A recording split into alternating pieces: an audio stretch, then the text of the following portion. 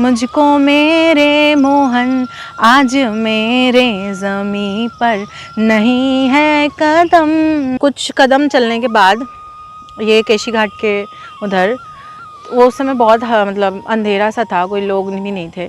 तो मुझे एक चीज़ महसूस हुई थी, वो है पैरों की घुंघरू की धुनी।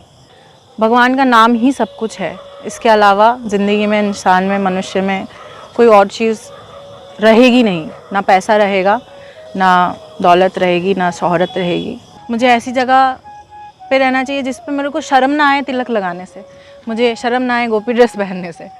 राधे राधे, मैं हूँ सौरभ। ब्रज के रसिक कहते हैं कि राधा रानी का भक्त चाहे देश में हो या हो परदेश में, वो एक बार राधा नाम जप लेता है तो उसके ऊपर राधा रानी हमेशा कृपा बरसाती हैं और उसी भाव के साथ वृंदावन दौड़ी चली आती हैं। हमारे साथ एक भक्त हैं, आइए इनसे बात करते हैं। राधे राधे। राधे राधे। ये क्या नाम है आपका? मेरा नाम है प्रियंका। दीक्षा होने के बाद मेरा नाम पड़ा प्रियादासी।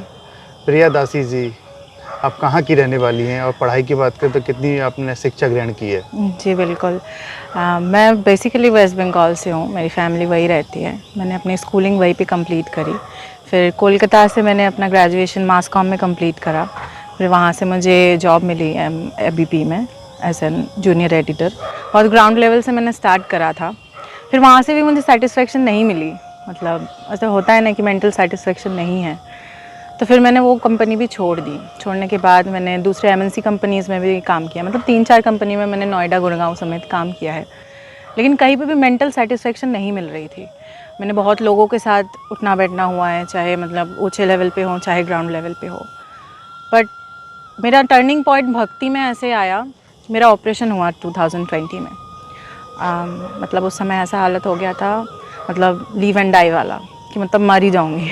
क्या हो गया था ऐसा? हुआ ये था कि गॉल ब्लैडर स्टोन था। इतना बड़ा कुछ नहीं था, सबको ही होता है, लेकिन मेरा सिचुएशन मतलब उसका ऐसा हो गया था कि वो ब्लास्ट होने को आ गया था। तो आई वाज लाइक कि मैं मर जाऊंगी।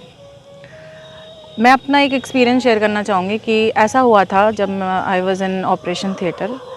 मैं अपने आप को देख पा रही थी कि मैं खड़ी हूँ दरवाजे के सामने और मैं धीरे धीरे चल के जा रही हूँ बाहर दरवाजे से, और मेरे कानों में सिर्फ और सिर्फ एक चीज़, एक ध्वनि बज रही थी, वो है महामंत्र। क्योंकि मेरे घर पे सब भक्त हैं, सब दीक्षित है। मैं जब 12 साल की थी तभी मेरा गुरु दीक्षा हो गया था। तो सब मेरे घर पे वैष्णव हैं, दीक्षित है। उसके बाद जब मैंने को ऐसा फील हुआ कि मतलब मेरे कान में जब वो धुनी बजी, उसके बाद से मेरे को ये फील हुआ कि बस यही है जो है, भगवान का नाम ही सब कुछ है। इसके अलावा ज़िंदगी में, इंसान में, मनुष्य में कोई और चीज़ रहेगी नहीं। ना पैसा रहेगा, ना दौलत रहेगी, ना शोहरत रहेगी, बस नाम ही रह जाएगा। तो वो जब फील मुझे अंतरात्मा से आई, तब मैं एकदम से वृंदावन आई। जब वृंदावन आने लगी, सैटरडे संडे करके मेरी ऑफिस की छुट्टी होती थी, मैं वृंदावन आती थी। और ऐसा भी समय गया है कि मैं वृंदावन परिक्रमा मार्ग में पूरी रात गुजारी है मैंने ऐसे, क्योंकि होटल नहीं मिलती थी। मुझे इतना ज्ञान नहीं था, इतने दोस्त नहीं थे, जान पहचान नहीं थी। तो ऐसा भी मैंने समय बिताया है। फिर एकदम से मैंने बिहारी जी को मैंने बोला कि मुझे बस, मेरी अभी भी यही परिस्थिति है मेरी कि मुझसे अभी भी सब कुछ छिन जाए, सब कुछ छिन जाए, मेरा नहीं रहे घर, ना रहे पैसा, सब छिन जाए, पर मेरे से बस वृंदावन ना छूटे। मेरी यही एक अपेक्षा है, निवेदन है राधा रानी से हमेशा। तो ये टर्न कितने वर्ष पहले आया था आपके जीवन में? 2020 में। 2020 हाँ, में। मैं दीक्षित तो थी, 12 साल की उम्र से दीक्षित थी, गुरु दीक्षा हो गई थी मेरी, मतलब, लेकिन डीपली मैं भक्ति में नहीं थी उस समय। लेकिन 2020 से मैं डीपली इस चीज़ में हूँ। तो किसने आपको ऐसा बताया कि आपको वृंदावन रहना चाहिए, भक्ति करना चाहिए? किसी ने नहीं बताया। तो कैसे प्रेम हो गया बिहारी जी से। जब पहली बार मैंने, मतलब 10 साल पहले की बात बता रही हूँ, 10 साल पहले मैं अपने फैमिली के साथ आती थी, तब तो वृंदावन बहुत अलग था। अब थोड़ा सा मतलब चेंज आ गए हैं इसमें, लेकिन उस समय का जो वृंदावन था उससे मेरे को बहुत प्रेम था। और धीरे धीरे फिर मैं जब 2020 में पहली बार अकेले वृंदावन आई, बिहारी जी के पास अकेले गई और वृंदावन पूरा मैंने अकेले एक्सप्लोर करा, तब मुझे ऐसा लगा कि बस यही जगह मेरे लिए है। दिल्ली, नोएडा, मुंबई मेरे लिए नहीं है। और मैं तिलक लगा के ऑफिस में जाती थी, तो वहाँ की वो होता है ना तामसिक जो प्रभाव है वो ज़्यादा है वहाँ पे दिल्ली नोएडा में। तो वो चीज़ मुझे बहुत घुटन सी महसूस होती थी कि मुझे मतलब मैं तिलक नहीं लगा पाऊँगी, मैं भगवान के पास मतलब भगवान की हूँ मैं, ये शो करने में मुझे इतना संकोच बोध क्यों होता है, क्यों होना है। तो ये चीज़ मेरे को लग रहा था कि ये जगह मेरे लिए है ही नहीं, मुझे वृंदावन ही रहना चाहिए और मुझे ऐसी जगह पे रहना चाहिए जिस पे मेरे को शर्म ना आए तिलक लगाने से, मुझे शर्म ना आए गोपी ड्रेस पहनने से। तो ये सब चीज़ें मेरे को ना धीरे धीरे बहुत चुभने लगी कि हम एक ही समाज में रह रहे हैं लेकिन फिर भी अलग मेंटालिटी क्यों। फिर मैं वृंदावन आई। आपका काम एक एडिटर का, लिखने का काम आपका, और लेकिन वहाँ भी आप लिखती थी लेकिन यहाँ भी आप लिखती हैं, राधा नाम लिखती हैं। हाँ। तो क्या उसमें डिफरेंट आपको दिखा, क्या बदलाव दिखा उसमें? बस प्रभाव, नाम का प्रभाव जो मैं यहाँ पे करती हूँ। यहाँ पे एक इस्कॉन के प्रभु जी हैं, राधे श्याम विलास प्रभु जी, वो मतलब उनसे ही इंस्पायर हुए हैं हम, और उन्हीं से हमने आज्ञा ली, उन्हीं से आज्ञा लेके, क्योंकि वो जिनसे उन्होंने आज्ञा ली है वो कीर्तनिया बाबा, वो वृंदावन में पहले उन्होंने स्टार्ट किया था राधा नाम सेवा का। फिर हमने राधे श्याम विलास जी से आज्ञा लेके ये राधा नाम सेवा स्टार्ट करी। और सच बताए तो इस नाम का जो इस मतलब सेवा का जो अनुभव है वो मैं आपको एक्सप्लेन वर्ड्स में नहीं कर सकती, क्योंकि एक दिन अगर मैं नाम सेवा ना करूँ ना तो मुझे ऐसा लगता है कि बस उस दिन वो दिन पूरा ख़राब हो गया है। तो मैं चाहे एक करूँ एक दिन में, मैं कोशिश करती हूँ एक से ज़्यादा करूँ, क्योंकि हमने एक पेज बनाया हुआ है जिस पे हमने 1008 नाम सेवा का संकल्प लिया हुआ है वृंदावन में सारे वृक्षों पे। तो मैं कोशिश करती हूँ कि एक से ज़्यादा करूँ, या तो मतलब एक तो दिन में करूँ, नहीं तो मुझे और मतलब सफोकेशन सा फील होता है कि नहीं मुझे करना चाहिए। तो राधा नाम लिखने में सुकून मिलता है आपको? बहुत।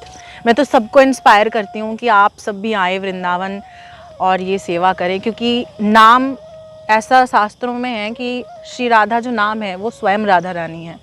तो उनके नाम में इतनी दिव्यता है कि हम उसको वर्ड्स में एक्सप्लेन नहीं कर सकते।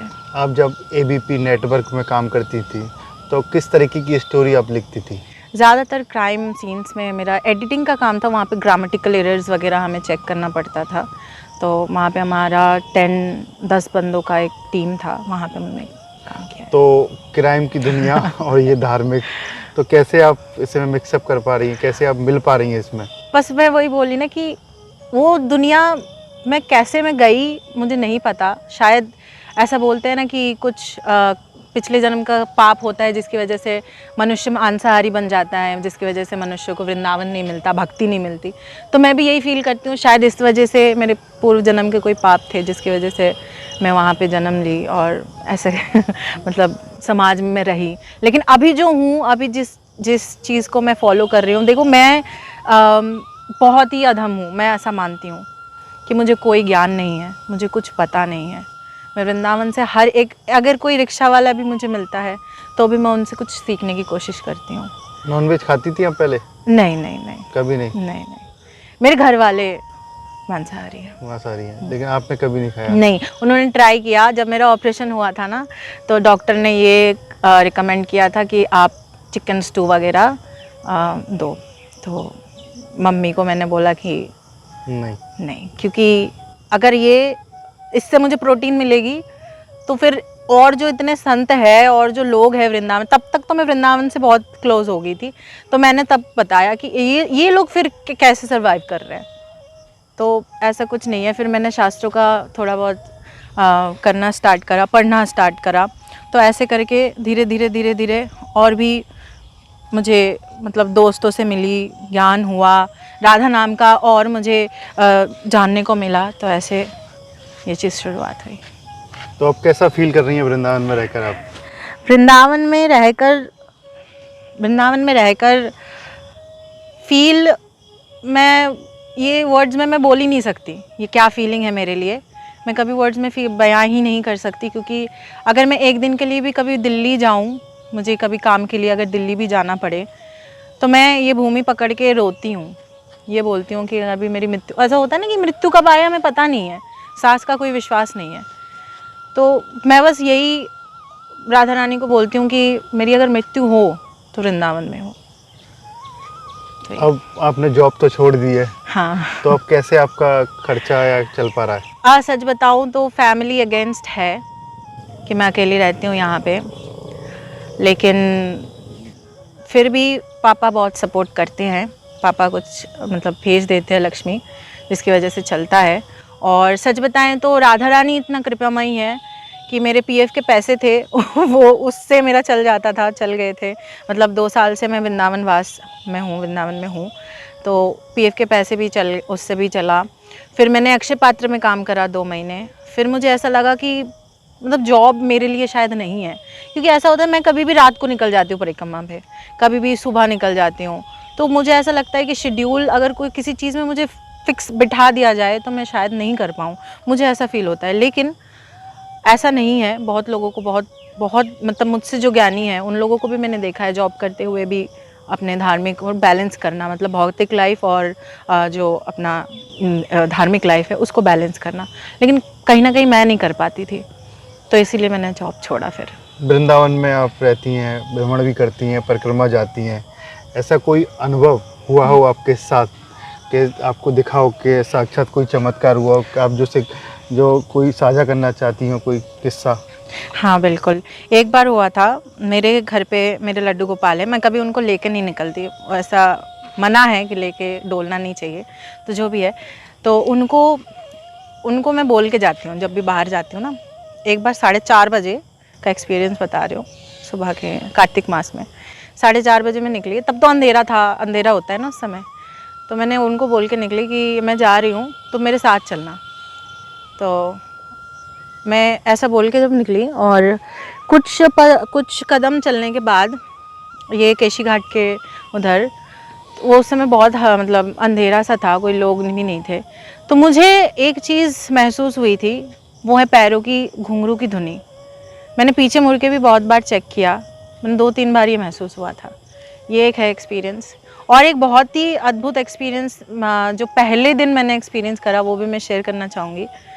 पहले दिन जब मैं दिल्ली छोड़ के वृंदावन आ रही थी, तो उस समय मैं रात को बिहारी जी को बोल के सोई कि आप मुझे जगा देना, मैं वृंदावन जा रही हूँ, ये सब कुछ यहाँ पे छोड़ के आप मेरे साथ चलना।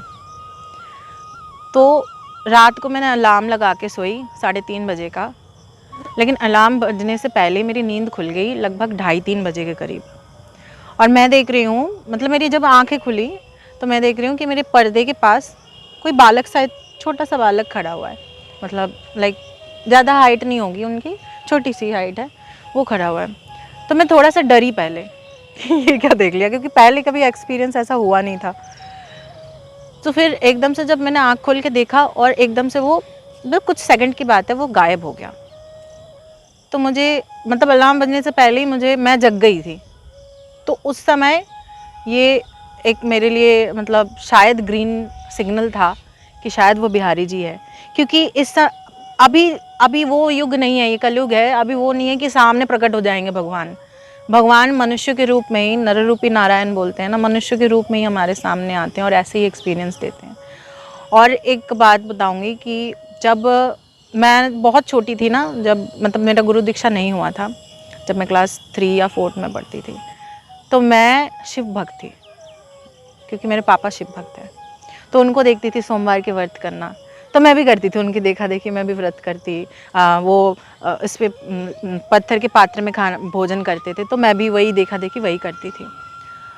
तो वही मानते मानते शिव जी को तो मैं मानती थी, क्योंकि वो परम वैष्णव है। हम भी गौड़िया में परम वैष्णव है, तो हम उनको मानते ही हैं, उनको शिव परम पूज्य है। तो मैं जब दिल्ली आ रही थी, दिल्ली से वृंदावन आ रही थी ना, तो दिल्ली में एक चांदनी चौक में मंदिर है, गौरी शंकर का मंदिर है बहुत बड़ा। तो वहाँ पे नंदी जी को मैं बोल के आई थी कानों में कि आप भगवान को प्लीज़ बोलना शिव जी को कि मुझे वृंदावन वास दे दे। आप विश्वास नहीं करेंगे, मुझे 1 हफ़्ता लगा समय। 1 हफ़्ते के अंदर पता नहीं क्या हुआ, कैसे सब कुछ इंतज़ाम हुआ, मैं आ गई वृंदावन एकदम से। ठाकुर जी को आप किस रूप में मानती हैं? मैं ठाकुर जी को मानती हूँ सखा रूप में, क्योंकि मैं बहुत चंचल हूँ, मतलब बचपन से ही मैं बहुत चंचल हूँ। बहुत मतलब एकदम किसी से अगर बोल नहीं पाती तो एकदम बोलती हूँ तो बहुत बोलती हूँ, तो ऐसा वाला है मेरा। तो इसीलिए मैं उनको सखा रूप में मानती हूँ। तो मैं बचपन में कार्टून देखा करती थी ना, बाल कृष्ण आता था ना, हाँ। तो मैं उसी रूप में उनको देखती हूँ। मेरे पास जो लड्डू गोपाल जी है वो उनको भी मैं उसी रूप में देखती हूँ, और ऐसा मानती हूँ कि वो मेरे साथ डोल रहे हैं, इधर जा रही हूँ मैं केशी घाट जा रही हूँ, मेरे साथ ही जा रहे हैं, तो वो चीज़ मैं फील करती हूँ। ठाकुर जी को कोई भजन सुनाती हैं आप? ठाकुर जी को हाँ, भजन सुनाती हूँ। कौन सा सुनाती हैं आप? मिल गए मुझको मेरे मोहन, मिल गए मुझको मेरे मोहन, आज मेरे ज़मीं पर नहीं है कदम, आज मेरे ज़मीं पर नहीं है कदम। राधे राधे। राधे राधे। देखिए, अब तक हमारे साथ रहे ये भक्त जो पत्रकारिता की पढ़ाई की है, लेकिन पत्रकारिता में मन नहीं लगा और वृंदावन में इनका मन समा गया। तो ठाकुर जी से यही प्रार्थना की कि मुझे वृंदावन वास कर दिला दीजिए, लेकिन ठाकुर जी ने इनकी सुनी और इन्हें वृंदावन वास दिला दिया। और अब जब भी ये वृंदावन में रह रही हैं जब से, तो वहाँ पर राधा राधा लिखती हैं, कहती हैं कि ये सेवा के रूप में मैं मानती हूँ। जितने राधा नाम लिखूँगी ठाकुर जी मुझे उसी प्रकार से जल्दी मुझे मिलेंगे। इसी भाव के साथ वृंदावन वास कर रही हैं। इनका कहना है कि कई जीवन में चमत्कार भी हुए इनके साथ। राधे राधे।